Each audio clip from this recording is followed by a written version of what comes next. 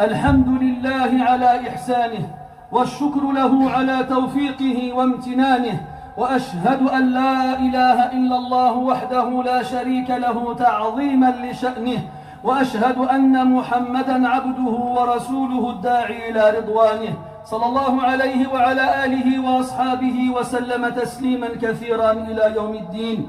يا أيها الذين آمنوا اتقوا الله حق تقاته ولا تموتن إلا وأنتم مسلمون. Chers musulmans, Allah subhanahu wa ta'ala dit dans le second verset de Surat al-Qiyamah, la sourate du jour de la résurrection, il dit subhanahu wa ta'ala, et évidemment, assurément, je jure par l'âme qui ne cesse de se blâmer. وَلَا أُقْسِمُ بِالنَّفْسِ اللَّوَّامَةِ. Lawwama du verbe lama yalumu qui veut dire se plaindre, qui veut dire blâmer quelqu'un ou quelque chose. Une âme qui se plaint, elle se blâme elle-même. Que cela signifie? Qu'est-ce que cela signifie? C'est-à-dire que, comme l'ont dit les exégètes, comme Al-Qurtubi et d'autres, c'est l'âme du croyant. Parce que le croyant ne cesse de se remettre en question. À chaque fois qu'il fait une chose, ou qu'il a l'intention de faire une chose, il se remet en question et se dit, pourquoi est-ce que tu as agi ainsi? Ou pourquoi est-ce que tu n'as pas agi ainsi? Et il ne cesse de se lancer des reproches à lui-même.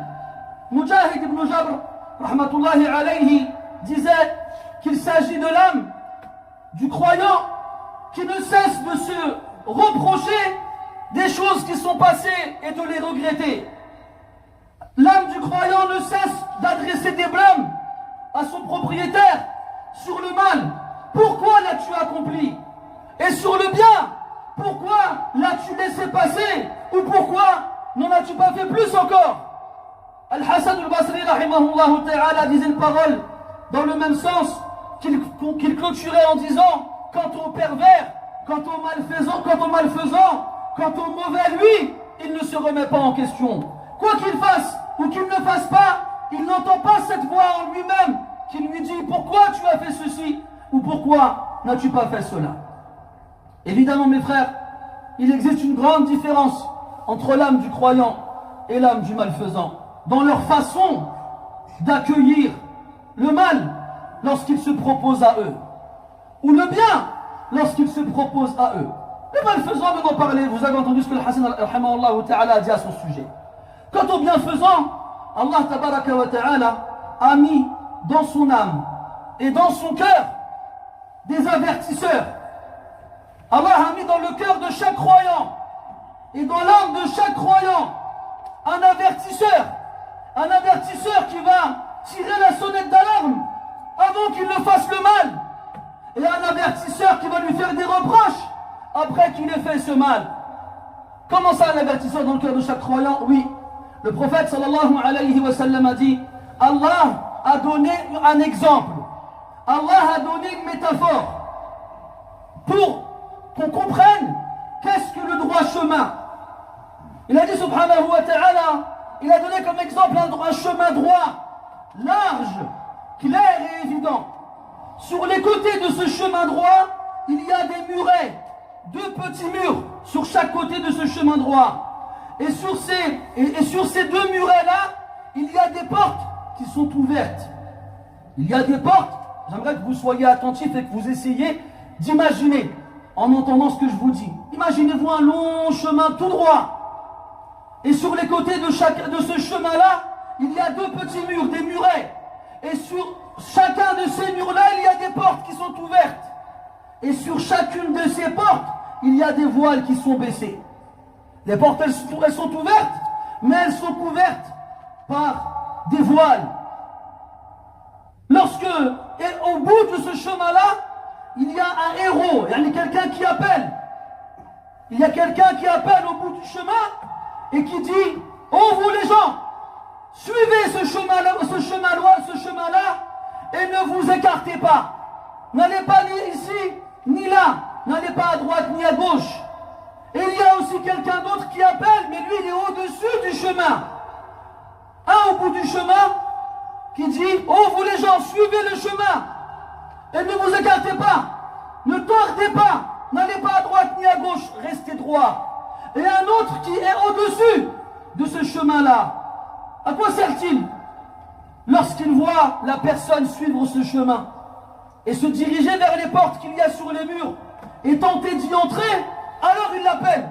Il lui dit: hey, malheur à toi, où tu vas? N'ouvre pas ces portes et n'y entre pas, car si jamais tu les ouvres, alors tu pénétreras à l'intérieur. Qu'est-ce que c'est que cet exemple? Qu'est-ce qu'il signifie? Le chemin droit, comme le prophète a dit, alayhi salatu wassalam, c'est l'islam. Les deux murs sur les côtés, ce sont hududullah, les limites qu'Allah Ta'ala il a posées.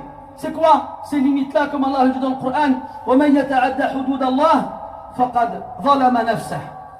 Celui qui a dépassé, outrepassé les limites d'Allah, il s'est certes fait du tort. Les portes ouvertes sont les interdictions.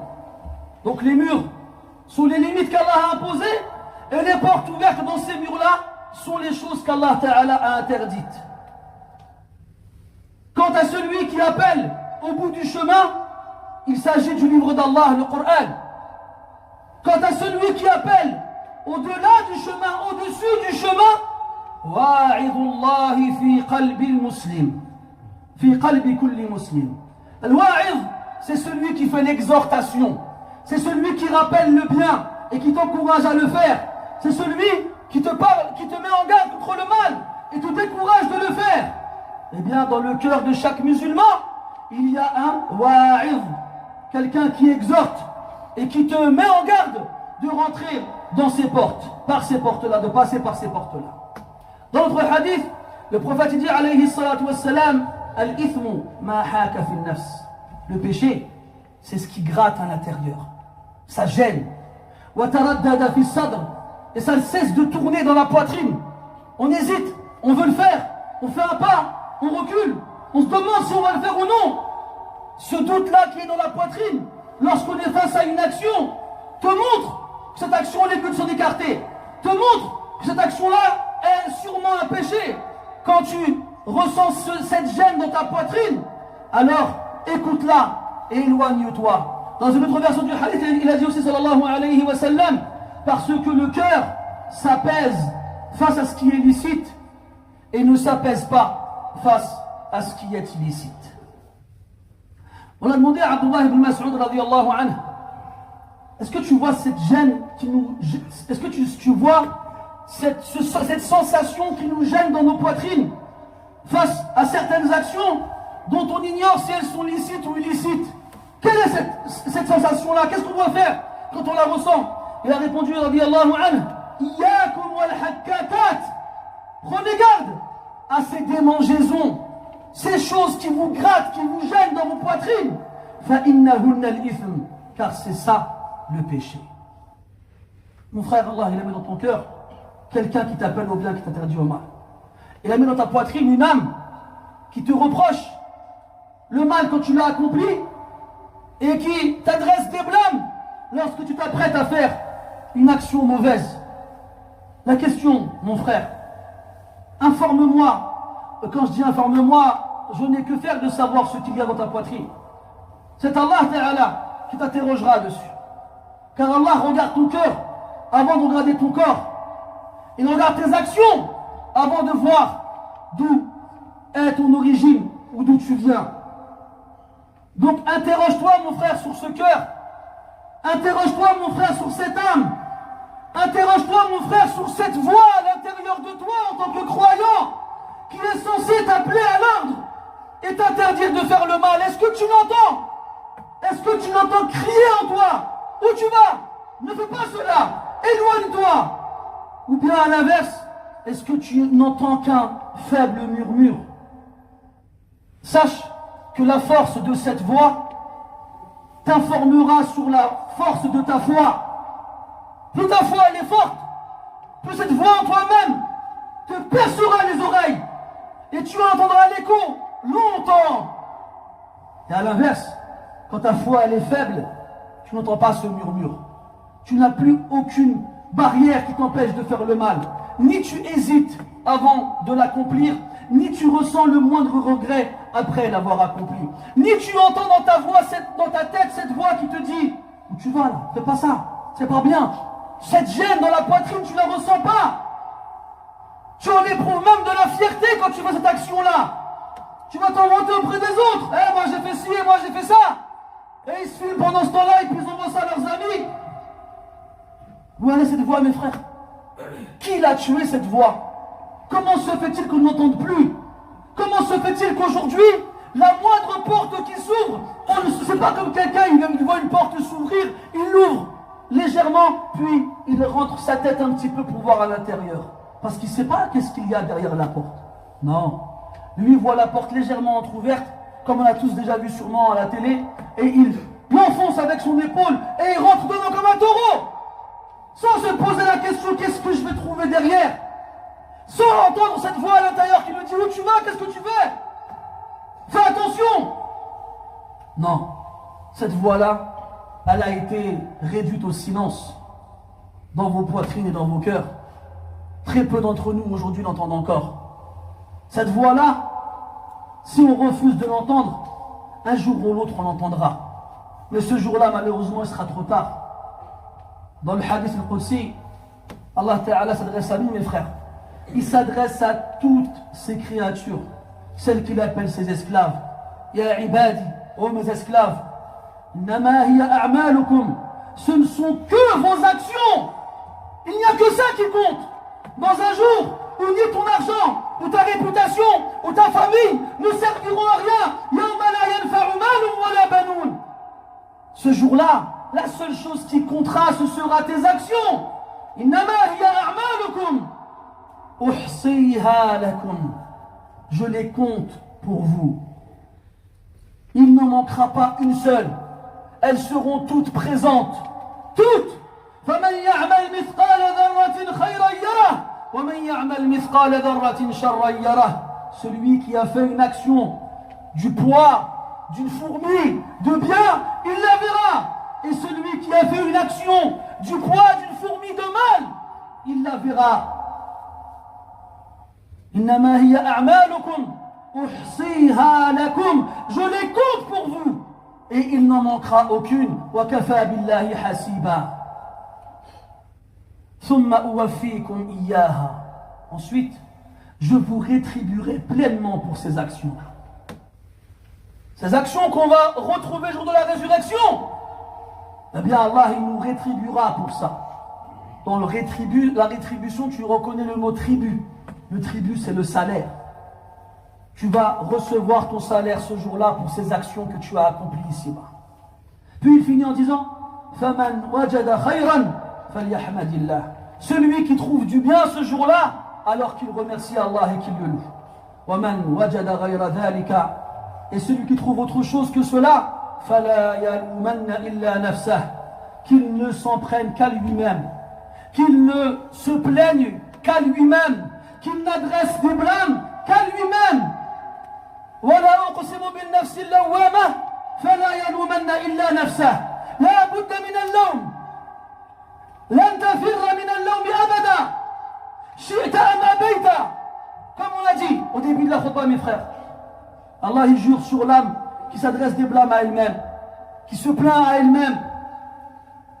Tu te plaindras, que tu le veuilles ou non, tu te plaindras. Il vaut mieux se plaindre à soi-même aujourd'hui pour se remettre dans le droit chemin et changer, que de se plaindre le jour de la résurrection, un jour où tu ne pourras pas revenir en arrière et que tu ne pourras rien changer. C'est maintenant, mes frères, c'est maintenant. Cette voix, il faut l'entendre. Il faut lui donner un micro, il faut lui donner un gigaphone, il faut lui tendre l'oreille. Cette voix que tu entends en toi, quand elle te dit hey, fais attention, mets pas ton pied là-bas, mets pas ta main là-bas, mets pas tes yeux là-bas, mets pas ta bouche là-bas, mets pas tes oreilles là-bas. Écoute-la. Et si tu ne l'entends pas, alors fais très attention. Imaginez quelqu'un se réveille le matin, la main à la poitrine, il pose sa main sur son torse et il s'examine à la recherche des battements de son cœur et il n'en ressent aucun. La peur va le prendre, la panique. Il va dire qu'est-ce qui se passe, mon cœur n'est pas plus, je suis mort ou quoi? Et il va courir chez le premier cardiologue qu'il trouvera, ou bien le premier médecin qu'il trouvera. Monsieur, votre stéthoscope, s'il vous plaît, examinez-moi. J'entends plus rien là. Mon cœur, il est mort. Tu vas avoir peur. Mais ton cœur, il est mort. Mais ça ne te fait rien. Allah ne dit pas dans le Coran, Inna fi dhalika la dhikra liman kana lahu qalbun aw alqa sam'a wa huwa shahid. Il y a dans cela un rappel pour celui qui a un cœur, ou qui a tendu l'oreille, et qui est présent. Et frère, on a tous des cœurs. On a tous des cœurs. Pourquoi Allah il nous dit alors liman kana lahu qalbun, pour celui qui a un cœur? Parce que là il parle du cœur vivant. Comme il dit Ibn Mas'ud radiyallahu anhu en commentant ce verset, التمس قلبك في 3 مواطن في حلق الذكر وعند قراءة القرآن وفي أوقات الخلوة فإن لم تجد قلبك في شيء منها فاسأل الله أن يمن عليك بقلب فإنه لا قلب لك. Ibn Mas'ud radiyallahu anhu dit, recherche ton cœur dans 3 endroits. Et il ne parle pas de l'hôpital ni du cardiologue. Il dit recherche ton cœur dans les assises de rappel. Recherche ton cœur lorsque tu lis le Coran. Et recherche ton cœur lorsque tu es seul, dans ton intimité, tout seul. Tu te remets en question, je veux dire. Si tu ne trouves pas ton cœur dans un de ces 3 endroits, alors demande à Allah de t'en donner un, parce que tu n'en as pas. Tu n'en as pas. Qu'est-ce qu'on doit dire, mes frères? Les assises de rappel, on n'en veut pas. Pour ceux qui viennent à la mosquée, quand ils trouvent des assises de rappel dans les mosquées, ils finissent leur prière et puis ils rentrent chez eux. Pourquoi je resterai là? Moi, j'ai rien à faire, moi, dans ces assises-là. C'est bon, moi, je la connais, je n'ai pas besoin d'en apprendre plus. Le Coran, tu l'écoutes? Tu le lis? C'est quand tu l'as lu la dernière fois, mon frère? Combien de musulmans, ils lisent même pas le Coran pendant le mois du Ramadan?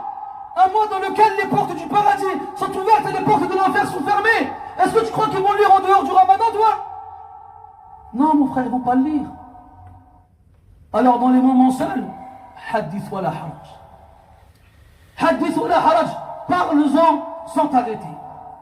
Al-Albiri, rahimahullah ta'ala, il disait wa thumma nafsaka la tadhmum siwaha bi'aybin fahiya ajdaru man zamanta. C'est ton âme que tu dois blâmer. Ne blâme pas une autre âme que la tienne en mettant en évidence ses défauts. Parce que c'est ton âme qui mérite le plus le blâme. C'est ton âme qui mérite le plus le blâme. Même si tes yeux pleuraient du sang, à cause de la peur d'un péché que tu as accompli, je ne pourrais pas te dire tu seras en sécurité devant Allah. Comment est-ce que tu pourrais être en sécurité alors que tu n'es qu'un esclave à qui on a donné des ordres et ni tu as exécuté ces ordres, ni tu as obéi? Tu as été alourdi par les péchés. Et tu n'as même pas peur, à cause de ton ignorance, d'être léger le jour où on te pèsera. فَمَنْ ثَقُلَتْ مَوَازِينُهُ فَأُولَٰئِكَ هُمُ الْمُفْلِحُونَ وَمَنْ خَفَّتْ مَوَازِينُهُ فَأُولَٰئِكَ الَّذِينَ خَسِرُوا أَنفُسَهُمْ فِي جَهَنَّمَ خَالِدُونَ. Celui dont les balances seront lourdes, ce seront eux les victorieux. Et celui dont les balances seront légères, ce sont ceux qui auront perdu leur propre personne et qui demeureront en enfer éternellement. Et je finirai sur ce verset, mes frères, où Allah Ta'ala dit Ya ayyuhalladhina amanu, vous qui avez cru, istajibu lillahi wa lirrasoul, répondez à l'appel d'Allah et de son messager. Istajibu lillahi wa lirrasoul lima yuhyikum idha da'akum lima yuhyikum. Répondez à Allah et à son messager lorsqu'il vous appelle pour ce qui va vous faire vivre.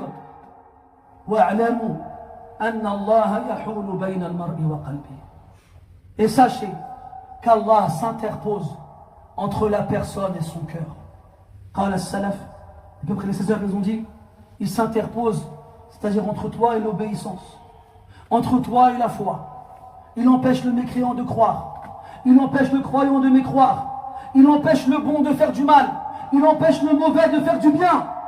Donc cette voix que tu n'entends pas dans ta tête, cette gêne que tu ne ressens pas dans ta poitrine, alors demande-toi si c'est pas Allah qui s'interpose entre toi et elle pour que tu ne l'entendes pas.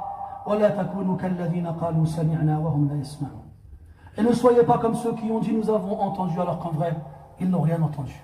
نسأل الله تبارك وتعالى من فضله ونسأله سبحانه وتعالى أن يرحمنا وأن يرحم ضعفنا. اللهم استرنا فوق الأرض واسترنا تحت الأرض واسترنا يوم العرض عليه يا رب العالمين.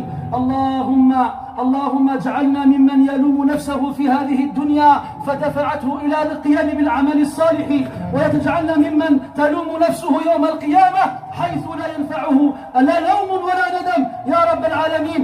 اللهم اجعلنا من أحب عبادك إليك.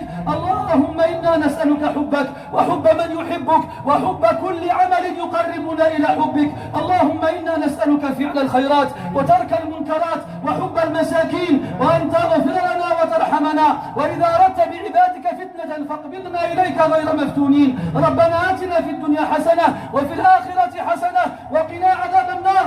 اللهم لا تجعل الدنيا أكبر همنا ولا مبلغ علمنا ولا إلى النار مصيرنا، وارفع مقتك وغضبك عنا يا أكرم الأكرمين. إن لم يكن بك علينا غضب فلا نبالي، غير أن عافيتك أوسع لنا يا رب العالمين. اللهم صل وسلم وبارك وزد وأنعم على عبدك ورسولك محمد وعلى آله وأصحابه أجمعين. سبحانك اللهم وبحمدك أشهد أن لا إله إلا أنت نستغفرك ونتوب إليك. وصلى الله على نبينا محمد وعلى آله وأصحابه أجمعين، والحمد لله رب العالمين. وقوموا إلى صلاتكم رحمكم الله.